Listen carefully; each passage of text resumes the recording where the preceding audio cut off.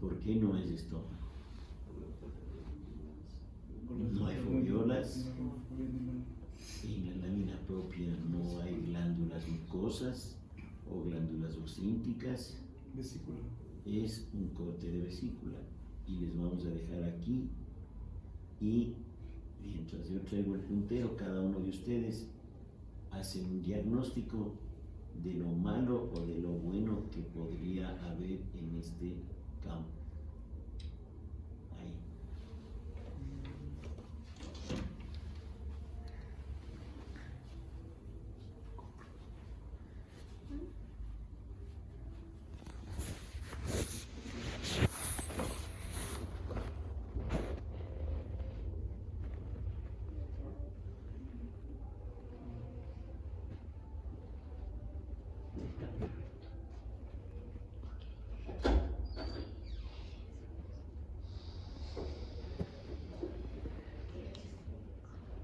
¿Qué dio Agustina?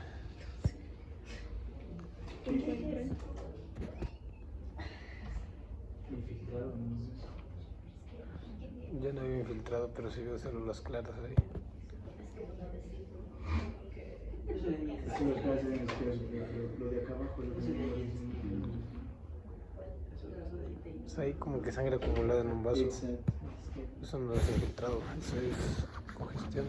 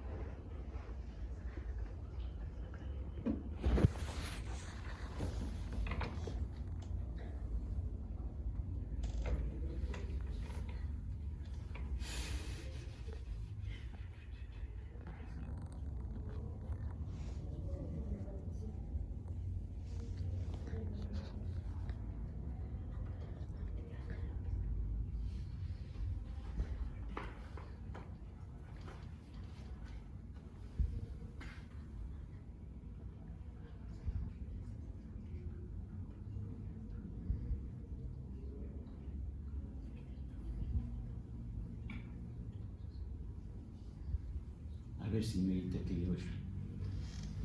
Señorita criollo. Señorita. O sea, ¿cuál criollo? Uno nomás. ¿Cuál es su diagnóstico? Por la parte que se ve, en la parte superior, diría que es una esteatosis. Una esteatosis.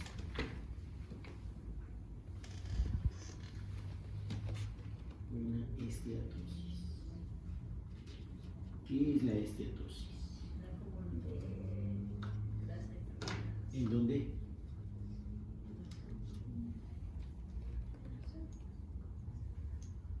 ¿En dónde? ¿En dónde es el acúmulo de grasa, señor María? El cúmulo de grasa está por... Bueno, en esa zona sería la zona... Pregunta concreta. ¿En qué parte del organismo, en qué parte del cuerpo humano se produce este cambio de depósito graso en la célula, fenómeno al que se le denomina esteatosis? en el hígado se ve esta... ¿Eso es hígado? No. Entonces no puede ser esteatosis, ¿no es cierto? Uh-huh. Jamás, ¿no es cierto? Jamás. ¿Se acuerdan de los capítulos primeros de patología en la que se habla de acúmulos normales y anormales en nuestro organismo de sustancias? Entre ellas, por ejemplo, de la grasa, de la glucosa, de los cerebrócidos, ¿se acuerdan? Sí. Sí. ¿Sí? ¿Qué pasaba con la grasa, con los acúmulos de grasa? A ver, ¿usted se refiere a esto? Ahora sí se ve bastante bien, ¿no es cierto?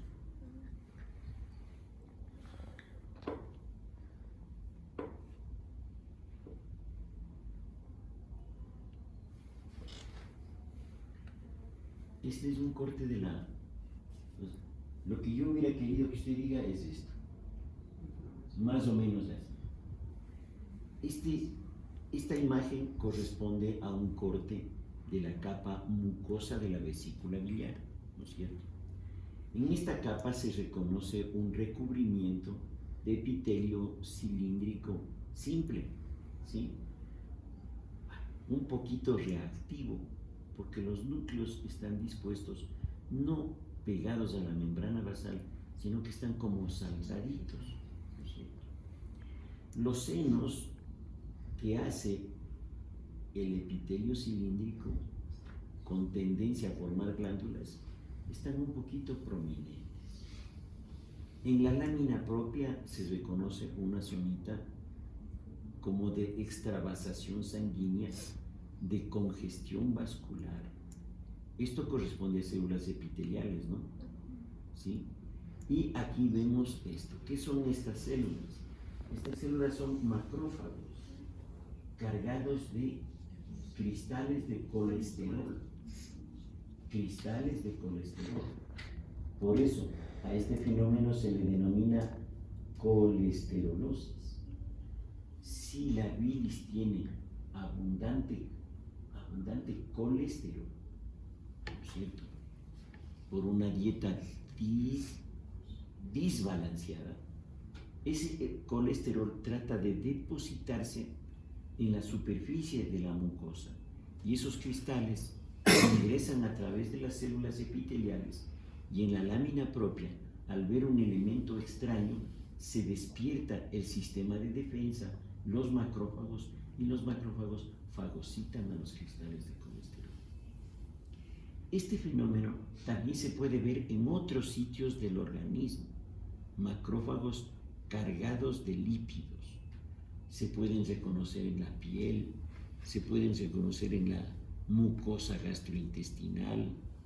Nosotros tenemos publicados como unos 40 casos de xantomas gástricos, que son igualito que esto, solo que en el estómago, ¿no es cierto? En la dermis también se pueden reconocer con mucha frecuencia. La colecistitis es una respuesta a un problema mecánico. ¿Cuál es el problema mecánico? La presencia de cálculos en la luz de la vesícula. Estos cálculos, ¿cuáles son los más problemáticos de estos cálculos? ¿Cuáles son los más conflictivos? Los que provocan una mayor molestia clínica. ¿Cuáles son? ¿Los grandes o los pequeños? Son los pequeñitos. Esos pequeñitos son los fastidiosos. Mientras más pequeñitos, más fastidiosos. Todas las mañanas que me despierto y veo mi cálculo renal localizado en el tercio superior de la uretra, digo, ¿cómo puede ser posible que esta pendejadita me haya hecho pasar las de Caín? ¿Sí? Estos cálculos pequeñitos se impactan en el cístico y muchas veces del cístico pasan al colédoco, y eso sí es un problema de salud bastante complejo. Entonces, la actividad mecánica de contracción de la vesícula biliar en contacto con los cálculos provoca una respuesta inflamatoria, ¿no es cierto? Y esta respuesta inflamatoria, que primero es aguda, luego estos cuadros se presentan con más frecuencia y se desarrolla una colecistitis crónica o una colecistitis crónica reagudizada con todos los pelos y señales. El principal pelo y señal es que el tejido muscular de la propia muscular se reemplaza por tejido conectivo. Y ya me están poniendo mensajes. Y este tejido conectivo retrae a la mucosa y la retrae hacia la capa muscular y muchas veces hacia la serosa. Aquí, por ejemplo, la mucosa con este seno se está insinuando, si ya no está introduciéndose en la capa interna de la propia muscular. La propia muscular está aquí. Está aquí. ¿Sí? Entonces el seno se está insinuando sobre la capa mucosa interna, la capa muscular interna, a tal punto que la muscular hace como un huequito, ¿no es cierto?, para que llegue un seno aquí, para que llegue la mucosa a este nivel. Entonces esta es una respuesta cicatricial al problema inflamatorio. Vamos a reconocer otro seno.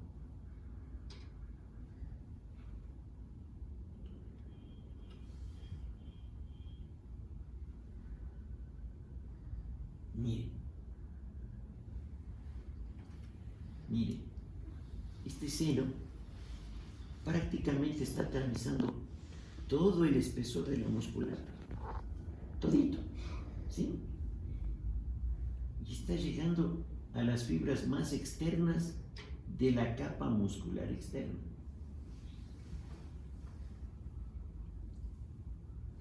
Mire, ha roto la muscular interna. Está roto. Aquí el tejido fibroso ha reemplazado a la capa muscular y este seno mucoso está aquí localizado. Y claro, aquí está la subserosa, ¿no? Y aquí está la serosa. También otro cambio interesante en los procesos inflamatorios crónicos es que incrementa el tejido adiposo alrededor de la pared de la vesícula. Aquí tenemos una buena cantidad de tejido adiposo. Ahora sí, ¿cómo se llama esto? ¿Qué nombre tiene esto?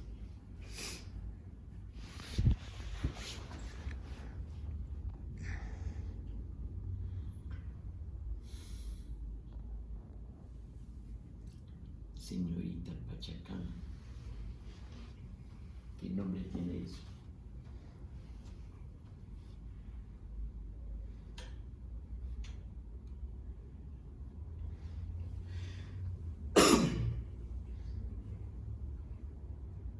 ¿Cómo se llama ese fenómeno?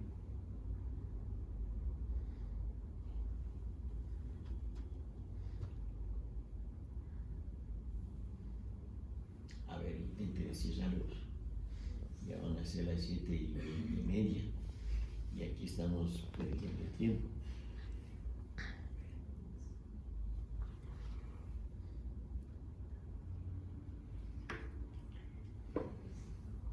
¿Qué diría usted, señorita Pachacama, si usted reconoce aquí tejido epitelial en plena área de la muscular y de la subserosa? ¿Sí?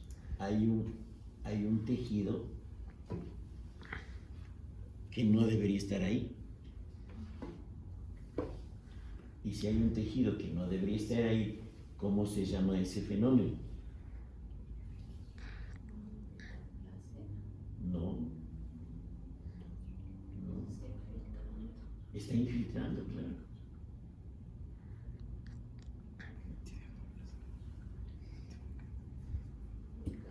Exacto.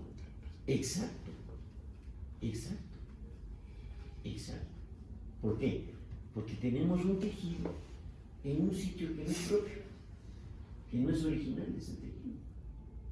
Y esa es la primera manifestación de la capacidad infiltrativa que tiene una neoplasia.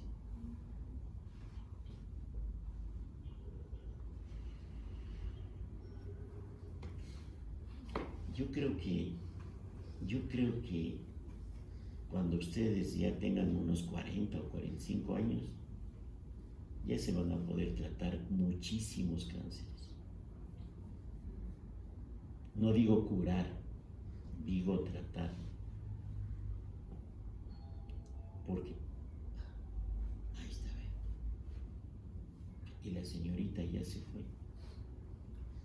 El director ha ordenado que solamente venga a abrir y se vaya.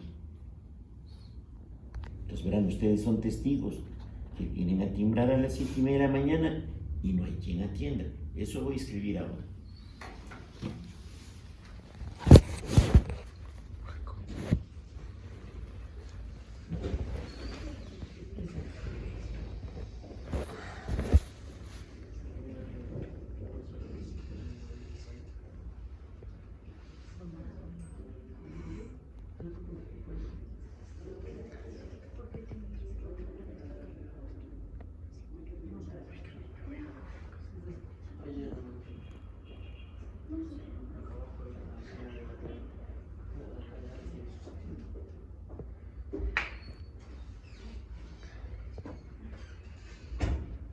¿Cuál es el problema del cáncer? ¿Cuál es el problema?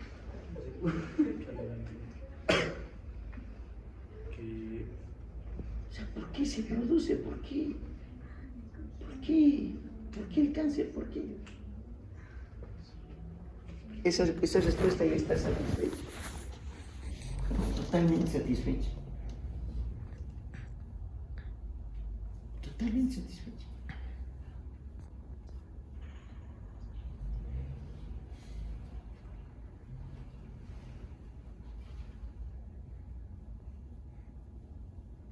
Claro, uno vive en medio de tantos cánceres, ¿no? Yo diagnostico como 5 por semana. Y tengo una casuística privada, ni siquiera pública, ¿no? Hace 3 o 5 años, hace 5 años, el porcentaje más o menos era el 10%. Claro, depende del sitio donde trabajo. Si trabajo en un hospital general, en donde los apéndices, las vesículas son el 80% del trabajo, no va a tener esa proporción. Pero si tiene y maneja muestras de todo, en sitios privados sí va a tener esa proporción. ¿Cuál es el problema del cáncer? Me he hecho yo siempre esa pregunta. ¿Cuál es la base del cáncer? ¿Ah? Exacto, exacto, exacto. El cáncer tiene una causa genética,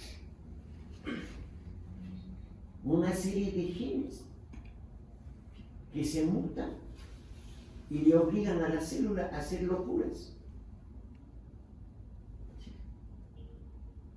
Primero le inestabilizan, le liberan de su capacidad situacional, no le hacen reconocer a la inmunidad, ¿sí? Provocan angiogénesis y tienen todos los elementos para producir. Eliminan la muerte celular, pues tienen todos los elementos para transformarse en células malignas. Entonces, todos los cánceres tienen una base genética, clarísima. La base genética del cáncer de cervix no es el virus del papiloma humano, es la causa. Pero el virus del papiloma humano actúa sobre genes. P16, KI67, fundamentalmente. Y estos genes hacen que las células empiecen a proliferar de una manera loca. Y todas las características que tienen las células basales de proliferación tienen las células superficiales. Entonces, sí, estamos llegando al camino de la inmunoterapia, o sea, de atacar la proliferación loca de esos genes. Escuchaba anteayer una noticia de un señor militar, en estos términos, ¿no?, que tenía un cáncer a los ojos, al ojo. Se notaba que era una persona de edad mayor, un adulto mayor, seguramente 60, 65 años. Entonces a mí se automáticamente la pregunta, ¿qué tumor será a los 65 años? ¿Y cuáles son los tumores de los ojos? Automáticamente descarté la posibilidad de un retinoblastoma porque ese tumor se presenta en niños. Entonces, ¿cuál es el tumor? El tumor es un carcinoma escamoso, lo más probable. Entonces, ahora, existen medicamentos que atacan al P16 y al KI67. y por lo tanto anulan la proliferación de las células anormales. Le estacionan al tumor y después esas células anormales se mueren y el tumor desaparece. Claro, pero la inmunoterapia, cada inyección, para ese caso se quejaba así, ¿no? Yo solamente estoy lucubrando, costaba $8,000 cada inyección.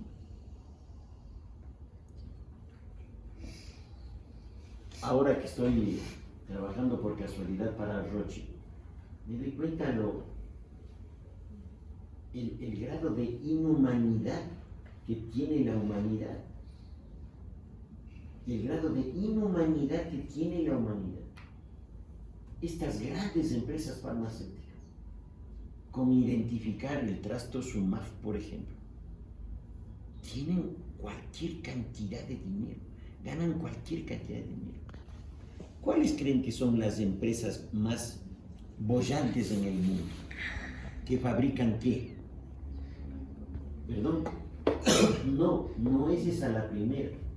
La primera son las empresas que fabrican armas. Esas son las primeras.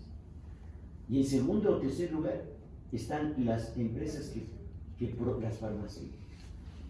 Entonces a mí, por ejemplo, me da rabia cómo la gente en las empresas farmacéuticas, primero tiene unos sueldazos a lo burro, ¿no? Yo creo que el gerente de Roche ganará unos $200,000 al mes. Tranquilo. Bueno, si los futbolistas ganan más, ¿cómo no va a ganar él, no? La vida que se dan es, puchica, de locos. Quiero irme a Cuenca, avión. Quiero irme a Guayaquil, avión. Hospedaje, Oro Verde. En serio, no les estoy mintiendo. Yo no he disfrutado de esas. Uno puede estar en el Oro Verde, pero hay que saberlo disfrutar, ¿no es cierto? Por eso lo importante de la vida es disfrutar en las condiciones que uno esté. Disfrutar la vida. Pero yo cuando veo esto y me dicen, váyase a Guayaquil y se va a hospedar en el Hilton Colón de Guayaquil. Entonces veo tanta rimbombancia, ¿no? O sea, tantas cosas, tanta comida, tanto desperdicio de dinero. Y me pongo a pensar, ¿y todo esto a costa de quién es? Es a costa de la gente que necesita que se suspenda la acción del gen BRAF. Resulta que los melanomas, que eran pues uno de los tumores más temidos por su agresividad enorme, se pueden tratar muy bien en etapas terminales 3 o 4 e incluso con metástasis, administrando los supresores tumorales, de genes tumorales. Ahora, ¿cuánto vale una ampollita, no? $5,000.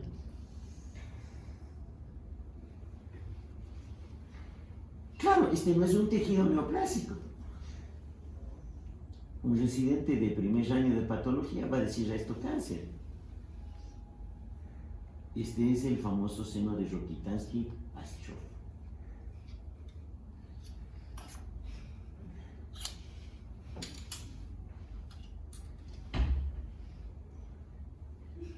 Entonces, ¿por qué tiene que ser así la humanidad?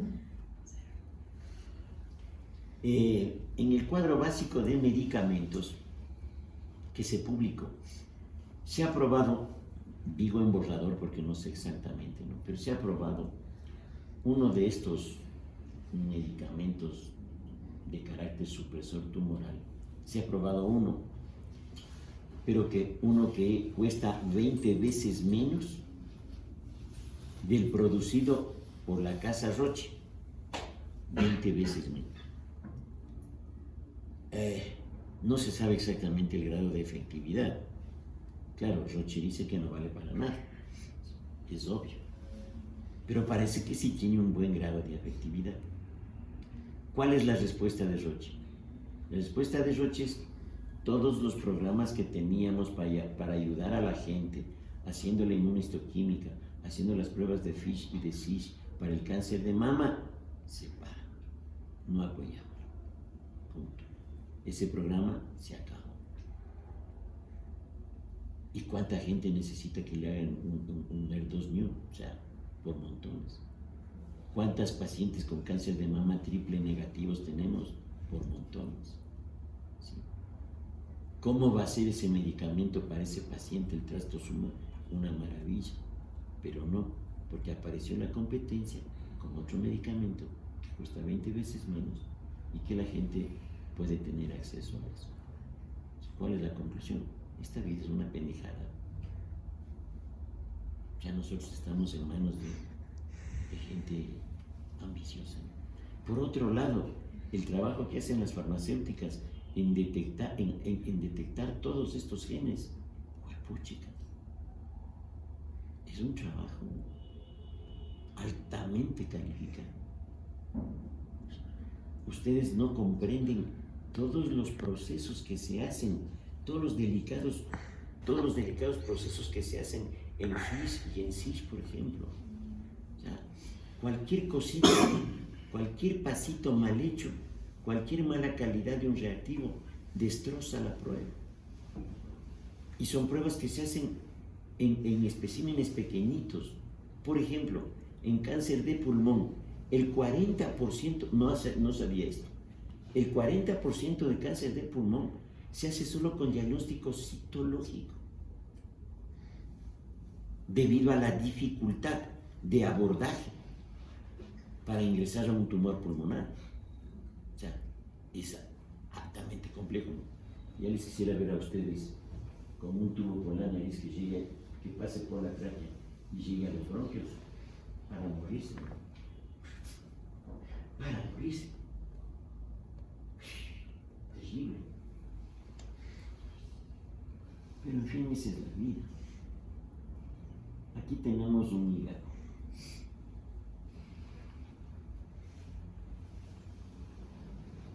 En términos generales,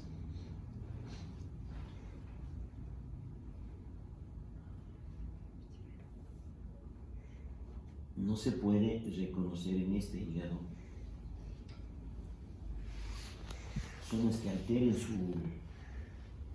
su constitución histológica arquitectural. Estoy tratando de buscar una zona que sea representativa y a lo mejor me parece que es esta. Sí. Aquí está. Entonces, ¿qué pasa aquí? Aquí hay una zona del parénquima que está constituida por hepatocitos. ¿Sí? Los hepatocitos como que están un poco desorientados. Los hepatocitos deben formar cadenas, trabéculas, pero aquí estas cadenas están como torcidas, ¿no es cierto? Como torcidas. ¿Qué tienen estos hepatocitos? ¿Qué cambios tienen estos hepatocitos? ¿Cuál es el primer cambio que ustedes podrían definir en estos hepatocitos? Por ejemplo, me refiero a este, por ejemplo, me refiero a este, por ejemplo, me refiero a este. Perdí el núcleo. Bueno, no. Este se ve la membrana celular, entre comillas. Uno tiene que tener de los tejidos siempre una imagen tridimensional. Las células son cuerpos, no son láminas, ¿sí?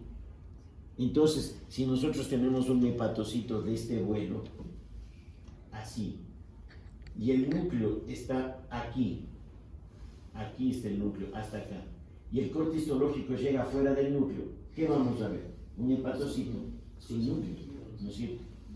Entonces, una cosa es la necrosis del hepatocito y otra es muy diferente, que el corte no ha alcanzado a tomar aquí el núcleo del hepatocito. En general, aquí no hay necrosis. Hay lesión celular, sí. ¿Cuál es el principal elemento que nos hace decir que aquí hay lesión celular?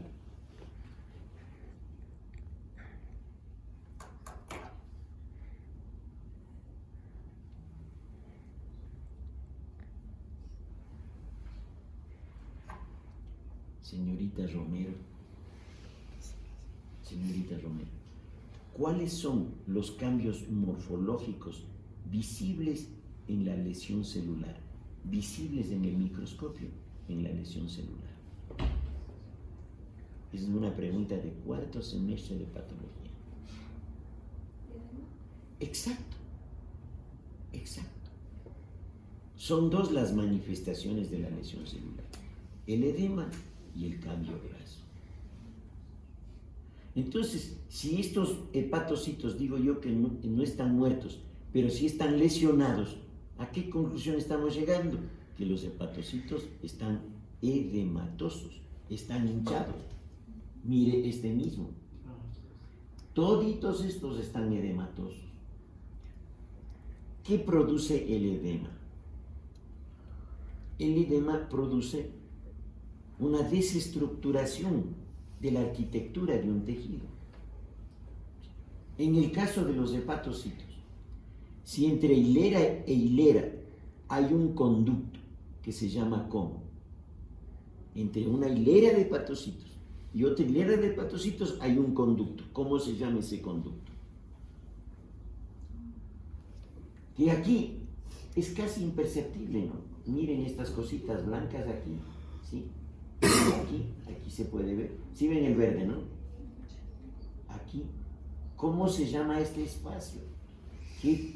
¿Por quién está ocupado este espacio? Normalmente hablando. Exacto. Entonces los sinusoides disminuyen su lumen por el edema de los hepatocitos. ¿Sí? Y adicionalmente, entre hepatocito y hepatocito, hay un conducto, el conducto biliar. Y si el hepatocito está edematoso, también el conducto biliar se hace más finito, se hace más delgadito. Consecuentemente, la circulación interna del hígado se dificulta. El hígado aparece hinchado, no sé cuán hinchado. Y por eso hay hepatomegalia, no sé cuánta hepatomegalia. Como esas son evaluaciones clínicas, muchas veces yo me he resistido, probablemente porque yo soy ignorante, a creer todo lo que me dice un clínico. O sea, soplo diastólico, hijo de pucha. Oye, pon el... ¿Cómo se llama? Ya me he olvidado el nombre. Pon el estetoscopio, casi digo endoscopio. Pon el estetoscopio y escucha el soplo sistólico grado 20.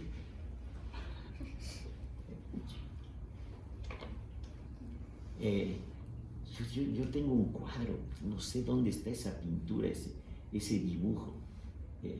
Nosotros en el posgrado fuimos 15, terminamos 14. Y cada uno de nosotros tiene su propia personalidad. Había un médico, no les voy a decir el nombre, había un médico muy especial, un poquito mayor a nosotros, tal vez con unos 10 años, que entró al posgrado. Un tipo muy fino, muy delicado, vegetariano y golpeado por la vida.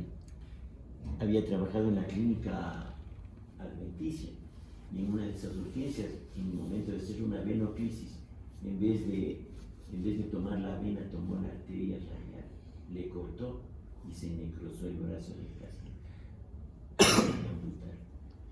Este señor era un tipo muy inteligente, a todos nos pasan cosas, ¿no?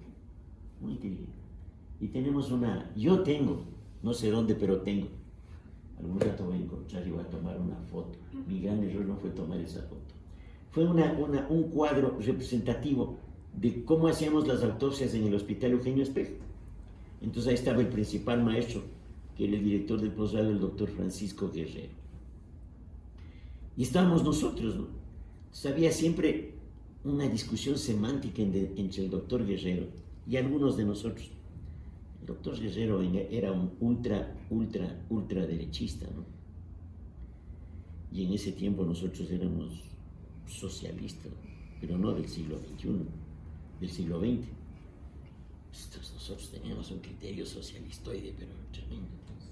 Siempre habían estas pugnas políticas, pero Le encantaba al doctor Panchito Guerrero tomar un café primero con una pasta de sesos y luego bajar a la sala de autopsias para hacer las autopsias.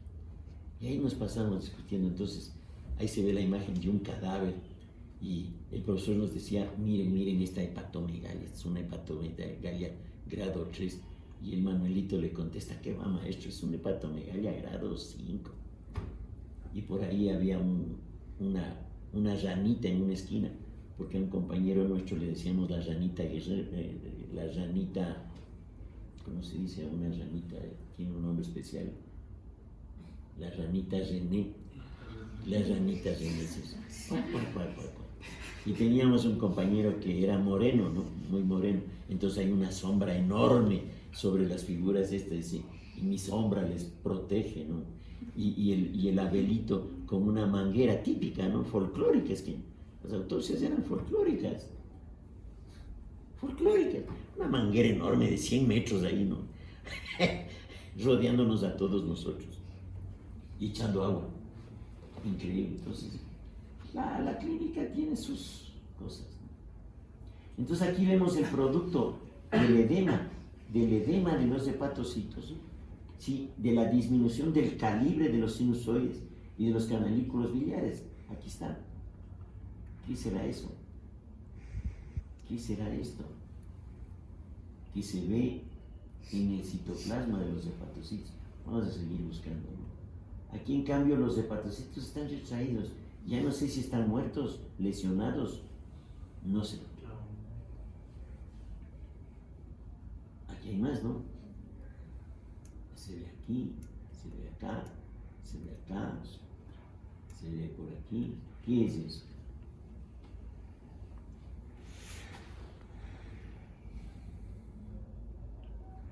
Y edema de los hepatocitos, ¿no? Se ven muy bonitos. Adicionalmente, además del edema y lo que estamos viendo, aquí hay un infiltrado inflamatorio.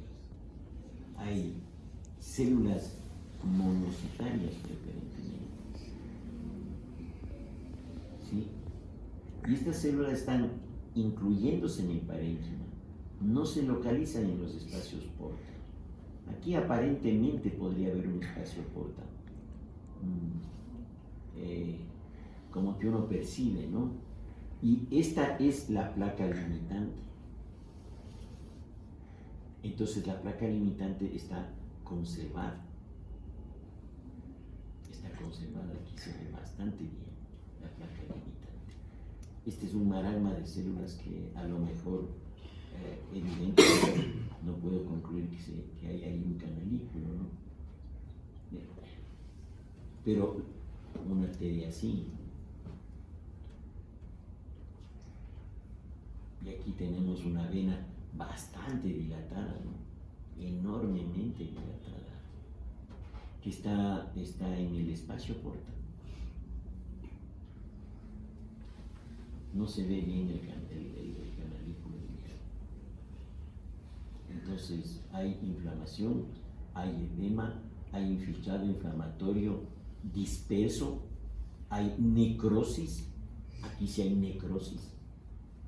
Todo este foco es foco necrótico, y quién sabe que estos hepatocitos también ya están muertos, porque pues uno no puede identificar ni bioquímicamente ni morfológicamente el momento de la transición entre la lesión y la muerte celular. Entonces, esta es una hepatitis. Es una hepatitis A, porque es una hepatitis colestásica, y el pigmento que estamos viendo es depósitos de bilirrubina en el citoplasma de las células. Entonces aquí hay un importante grado de colestasis intrahepática. Por eso en la sangre periférica siempre habrá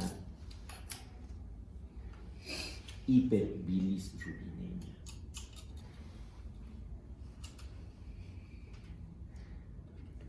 Y el último caso.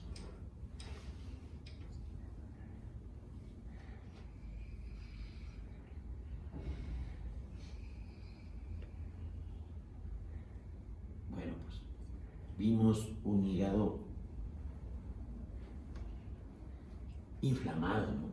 pero llegado al fin, aquí,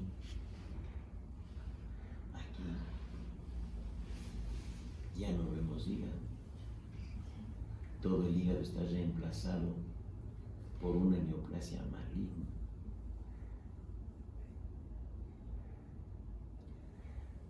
Aquí estamos viendo un carcinoma hepatocelular. Hay algunas células que morfológicamente están bien conservadas.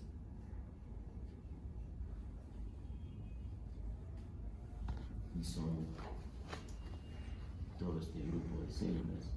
Se ha perdido la orientación, ya no hay trabéculas, hay un mare magnum de células neoplásicas, ya no se ven sinusoides. ¿Sí? El lóbulo hepático está totalmente distorsionado. Y aquí están las células tumorales, los núcleos vesiculosos grandes, dispuestos irregularmente, ¿no es cierto? Este es un vaso sanguíneo, ¿no es cierto? Otra forma de tratar a los tumores es reconocer que si hay angiogénesis, hay que matarles a esos vasos ocluyentes. Y hay una tendencia a formar como trabéculas, ¿sí? Pero claro, este es un corte histológico demasiado burdo, demasiado grueso, que no nos permite reconocer con precisión absoluta el detalle celular. ¿Sí? Pero esto es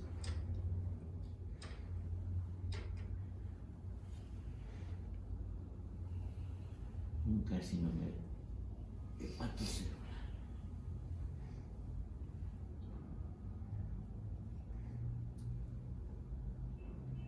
¿Qué será esta zona?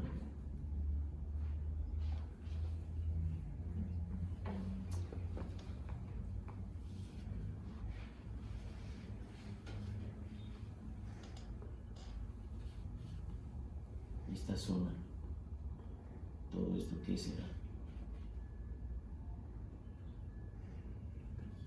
Todo esto, ¿qué será?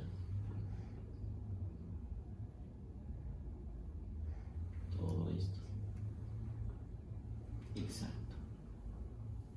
Ya estas células son necróticas y estas células están muertas. Entonces hablamos de que la tasa de proliferación de células neoplásicas es alta. ¿Sí? Claro, porque el problema de estos tumores es que se diagnostican demasiado tarde, ¿no? Demasiado tarde. Muy bien. Y aquí está la zona todavía conservada, viable del tumor. Bien, señores. Casi no me parece, no les debo nada.